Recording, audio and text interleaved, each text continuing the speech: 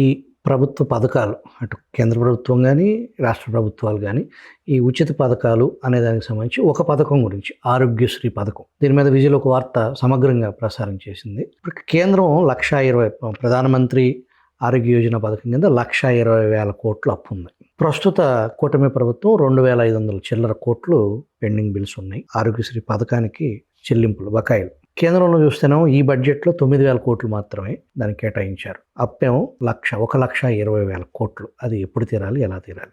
అసలు ఈ పథకాలు, ఈ డబ్బు మళ్లింపు దీని గురించి విశ్లేషిస్తారు. మన కేంద్ర ప్రభుత్వం, మన రాష్ట్ర ప్రభుత్వాలు ఫైనాన్షియల్ మేనేజ్మెంట్, మనకు ఆదాయం ఎంత వస్తుంది, మనం ఎంత ఖర్చు పెడుతున్నాం, చేస్తున్న బాధ్యతారాహిత్య ఖర్చుల మూలంగా ఈరోజు భారతదేశం ప్రపంచంలో బీదరికంలో అడుగున ఉన్న దేశాల్లో ఒకటి. మనది 4వ అత్యంత సంపన్న దేశం ప్రపంచంలో అని అంటారు. పచ్చి బూత్ అది. ప్రపంచంలో 195, 196 దేశాలు ఉన్నాయి. మనది 145వ స్థానం.